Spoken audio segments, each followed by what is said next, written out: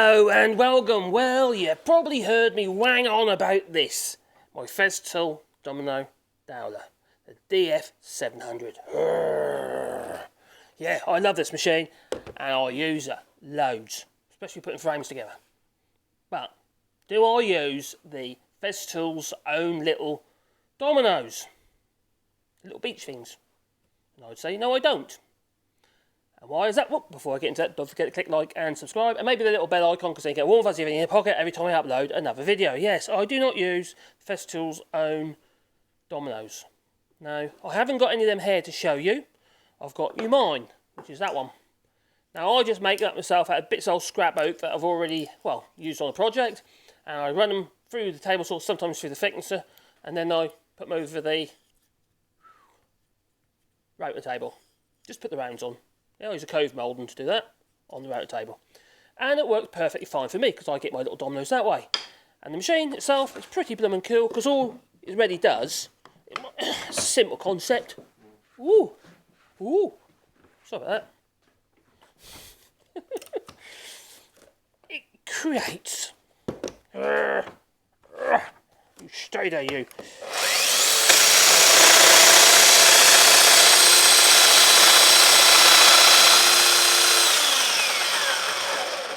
An oval hole. And no, I didn't have my dust extraction connected, so that's why the mortise is full of dust. Hey, like that. So normally you'd have your dust extraction and you have a nice clear mortise. Pretty much so. And then these things here literally go into the hole like that. Yeah? So that ends up being your joiner. Or a loose tenon. Now, if we're talking about the little beach dowels, like you get here, you can have these little beach dowels, and you might use dowel locator pins and what have you, but these are still made of beech. Technically, what I tend to do is I tend to make my own out of oak. Now, the thing I don't like about beech is it's not good in the wet. Yes, it swells up in the joint, which is very helpful because obviously it grips tight, but it also spalts very, very quickly. Now, I've got a bit of wood here. That was a bit of firewood. I just took that out of the garden. It's literally been laying with the wood pile probably less than 2 years.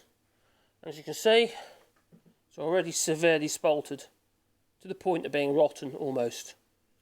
So it's in a bit of a state. That's 2 years.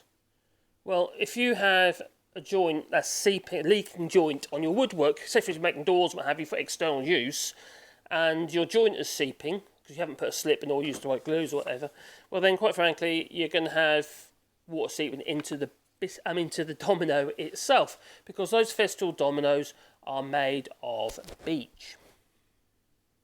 I don't know about the Sippo. I haven't got no experience with them whatsoever.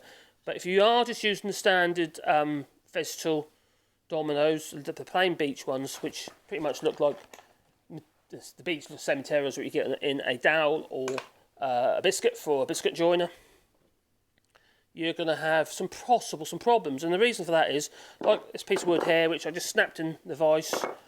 What end was it? Can't find it now. Oh, here it is. It literally just broke off clean almost. Because it's got no lateral strength. And the reason for that is that beeches are very short grain. So if you think of lots of little short grains like overlapping, but not all the way across, like oak would do, you know, I reckon that would probably have more lateral strength than that. Quite frankly, if you get a big chunk of beech, it's really solid and really strong. You need a lot of force, but it needs its volume, you know, to have that. And maybe it would be then have more lateral strength than a piece of oak if you have enough bulk. But when you talk about things like this sort of size, and especially if they're allowed to get wet through joint seepage, you're going to have a problem that you don't know about. Because you know you might have an oak door, for instance, but you've got these beech dominoes in the door. You're not going to see what's happening with these dominoes. You don't know that they're getting spaltered because there's seepage coming through the joint. And what they're doing is they're effectively rotting.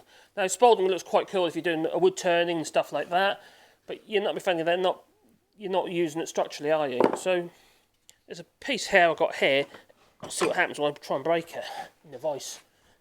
Ready, steady. How quick and easy was that? But the thing is, it didn't like break with loads of stringy bits. You know what I mean? If you snap, say something like a bit of oak, it don't necessarily snap off cleanly. That is like, you know, very, very short, isn't it? that side almost like a straight line going across it. So it has very little lateral strength. Now for me, that's a no-brainer that they're no good for the use of external joinery. Like I say, I don't know about the Sippo. I think they're green, aren't they, or something? Are they green, the Sippos? So I've never used them, so I've got no experience with them. They might be perfectly fine. I think they're basically a treated version of the beach ones. I might be wrong, but they're all pressed. And the thing about the thing that is good about them is that they expand in the joint, which makes the joint tight. But when you're using hard glues that don't have any compression in them when they've gone off, like for instance, I wouldn't use PVA or any of the PVA glues, like Gorilla Glue or any of them, because what happens is those, obviously, because they've got a certain amount of water content, they shrink quite a bit, but also they are soft. You've seen the glue around the top of your glue pot, and you peel that lump off, that's all flexible, isn't it? Well, that means that inside your joint is going to have, if there's any voids, it's going to be flexible. Whereas if you use glue such as Cascamite, and I'm not going to recommend Cascamite by Polyvine, because that has took a real downward turn up to a lot these days. I don't know what they've done to it, but they're blaming it on the pandemic, but I think it's just them trying to save money, personally.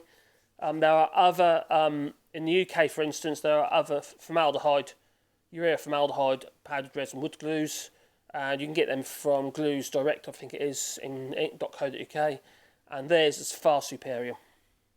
It's more like the older Cascamite we can remember years ago, which was very, very good, but this new one is literally terrible, awful thing, awful stuff.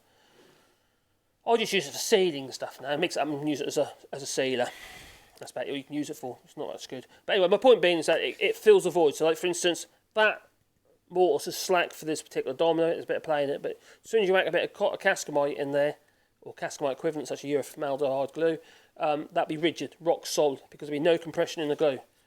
Because when it goes off, it's brittle, you can snap it. It's very, very hard. Anyway, I'm mumbling on again, so I just want to point that out. I don't use beech for my homemade dominoes because they rot too quickly. Probably within a couple of years, they'll start having signs of rot, and you don't want that inside a door or a window because it will pretty much give up the ghost. Thank you for watching, and if you're most kind, don't forget to click like and subscribe, and maybe a little bell icon, because then you get a warm, fuzzy feeling in your pocket every time I upload another video. And I want to try and do more videos, actually, onto that. I'm going to do some more edited ones as well, some more fun ones, maybe. So, anyway, I'm going to put this away. Lovely little machine, that. And maybe one day, the patent will be, run out, because apparently in the next few years, it's going to be the patents to run out. And you might get DeWalt and Makita and a few other proprietary brands who will then making their versions of this machine, and maybe then it will be more affordable. Might even squeeze down the price of this one, because these are expensive. So anyway, thanks for watching, and don't forget, like and subscribe. Anyway, that's goodbye from me, and it's goodbye from Fez. Dom. Call him the Dom.